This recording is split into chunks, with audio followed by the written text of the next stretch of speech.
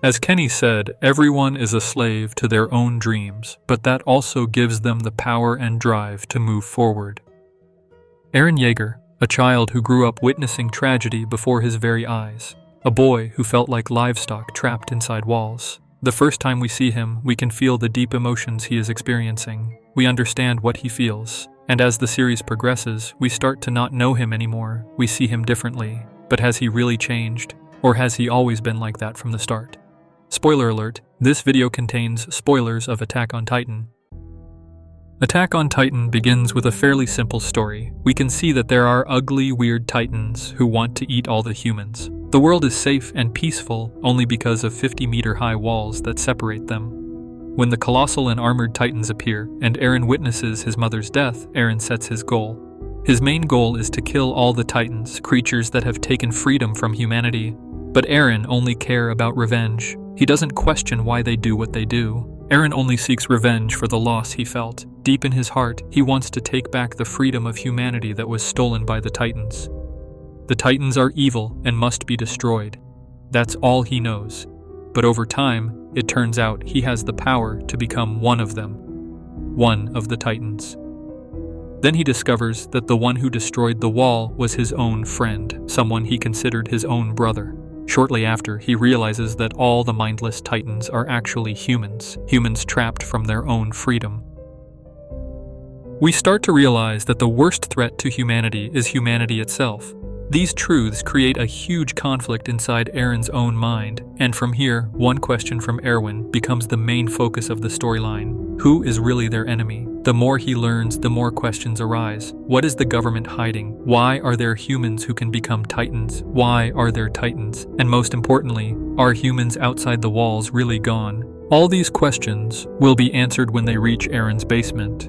In the basement, they find one photo that explains those questions.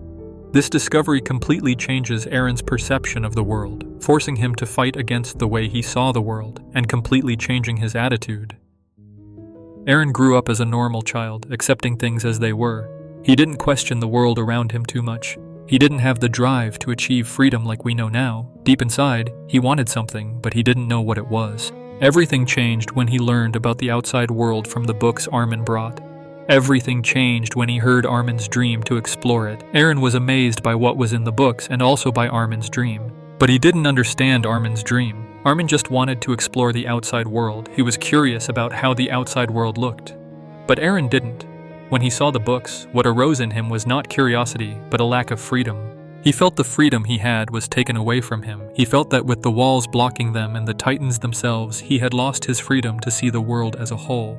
For a simple reason, he was born into this world. It was his birthright. But he felt that with the walls, freedom had been taken from him. The lack of power he had made him angry at the world. Many moments in Eren's life emphasized the birthright he felt he should have. The first time we see him is when he looks at the clouds in the sky. The clouds represent freedom itself because they can go anywhere and nothing can stop them. Birds, symbolized as freedom, are also often seen in this series. Birds are the embodiment of Eren's main goal. Eren keeps asking himself, if everyone is born free, why can't I go wherever I want? Why am I trapped in this cage like livestock?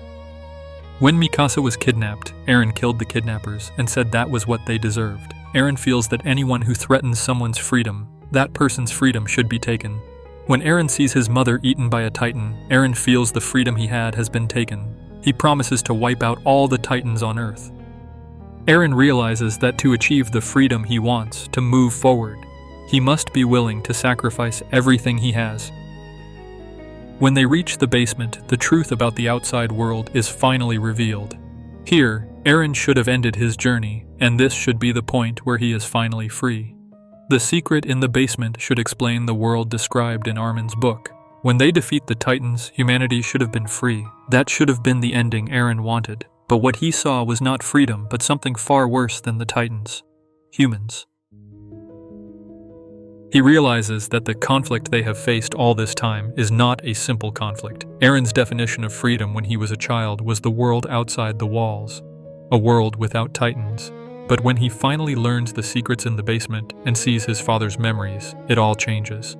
When he kisses Historia's hand, the idea of freedom he held has changed. Freedom cannot be achieved just by leaving the walls and seeing the sea. Freedom cannot even be achieved just by crossing the sea. He believes the only way to achieve the freedom he wants is to kill everyone who blocks him from achieving that freedom, to kill all his enemies across the sea. As the story progresses, his mind is continuously pressured, contradictions forming a dilemma in Eren's thoughts. When they finally see the sea, Eren does not feel happiness like his friends do. He does not feel any sense of victory. He still feels that the world he lives in is cruel and the freedom he has is still taken by others. There, Eren does not ask when the fight will end. He asks, will the freedom he seeks be achieved if he destroys the outside world, if he destroys the world across the sea completely? Eren cannot accept the world outside the walls because it is different from what he had imagined. And because of that, he initiates the rumbling to destroy the world. Not because it is necessary, but simply because he wants to. He chooses to do it. Eren and Reiner are two sides of the same coin. Eren even says that Reiner and he are the same person and want the same things. 4 years after they reach the sea, Eren lives in Marley. When he lives alongside them, he realizes the people there are no different from the people inside the walls. He remembers Reiner. He starts to feel what Reiner feels. He remembers the opposing traits often shown by Reiner. Reiner often risks his own life for people he wants to kill. Eren remembers the care Reiner had for the people he was supposed to kill, the people he wanted to kill. He feels that Reiner must think the same as him, that there is actually no such thing as a devil, just people. Everyone, inside the walls or in Marley, is fundamentally the same. They are just humans, some good and some bad. Eren once told Falco about the type of people who want to go to the battlefield, into hell. He said the first type are people forced by others or their environment, people forced by circumstances outside themselves. The second type are people who see something behind that hell, see something deeper, something more personal, something more special. And Eren feels that Reiner and he are the second type. They are the people who see something behind that hell. They are the same people. Eren believes this happens because they were born this way. He believes the reason they are like this is not because of coercion by others or the environment, but something much deeper than that. As Reiner said, after Marco was eaten by Ymir, they could have returned home. But Reiner didn't want that. He wanted to continue the mission because he wanted to be a hero. He wanted to save the world to gain honor from those around him. He didn't just save the world because he was told to, he did it because he wanted to. He had a deeper reason for it. After Reiner tells Eren his reason, Eren responds, "I am the same as you." Reiner realizes Eren isn't here for revenge, but to share his sin with someone he sees as his equal before attacking the world.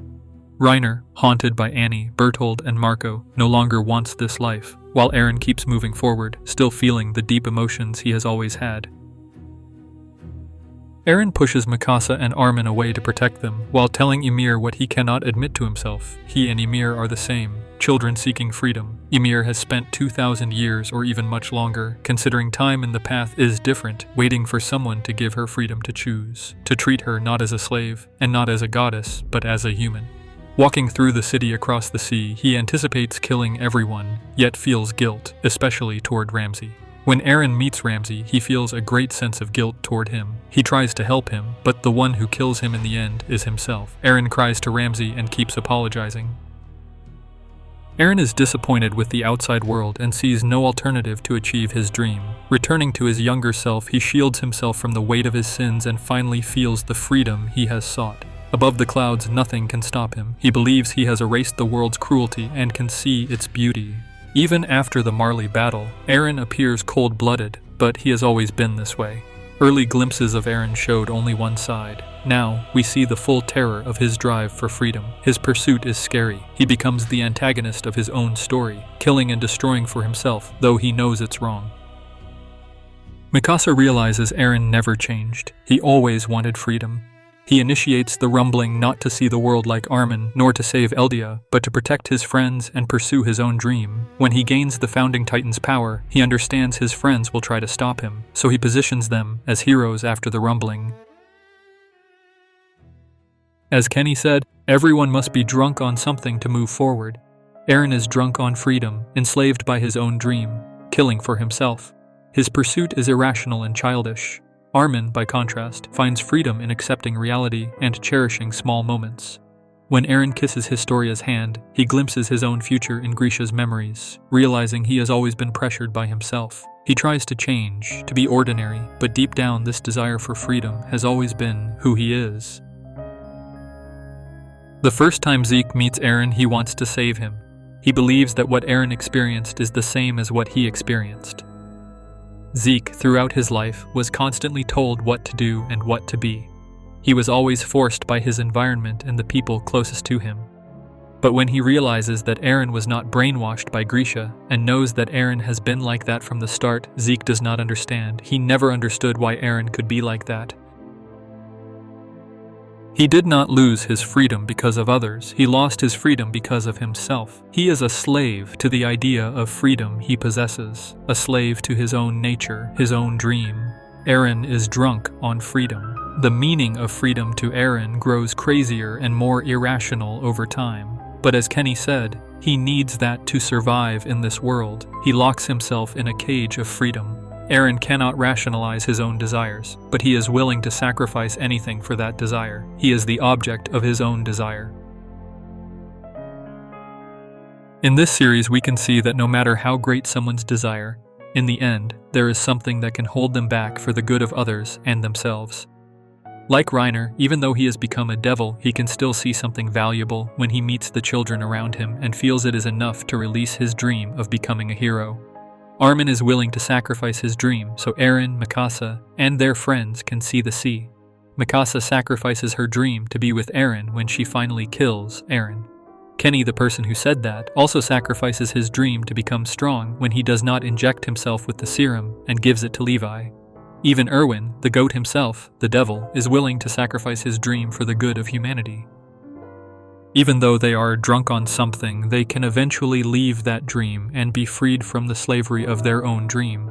Only by letting go of that dream can they survive their own destruction. But Eren cannot. He keeps moving forward until he feels he is the freest person in the world. But in reality, he is the least free of them all.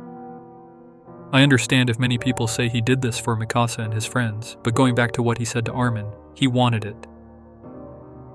We see Eren grow, but we never truly know who he really is. Eren is an extremely complex character. As the story progresses, he changes and does not change at the same time. When he feels he must erase all monsters in the world, he becomes that monster himself. In the end, he cannot erase all monsters in the world because ultimately, he cannot fight his own nature. He was born into this world like this from the start. It is very difficult to accept the reality about Eren because we feel we have seen two growths from the early seasons. We cannot accept the reasons he acted in the ending of Attack on Titan.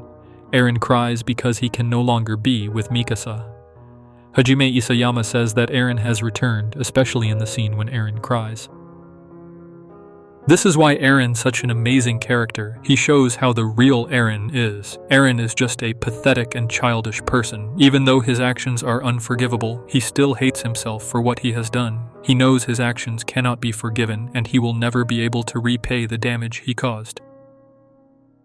Kenny's words remind us that everyone is a slave to their own dreams, but that slavery is also what gives us purpose and drive. Characters like Armin, Mikasa, Levi, Hanji, and Erwin learn to wield that drive wisely, sacrificing their desires when needed and finding freedom in the process.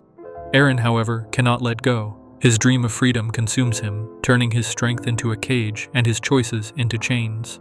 This story teaches us that our dreams can push us forward, but if we are enslaved to them without reflection, they can also destroy us. True growth comes from understanding our desires and knowing when to let them guide us and when to let them go.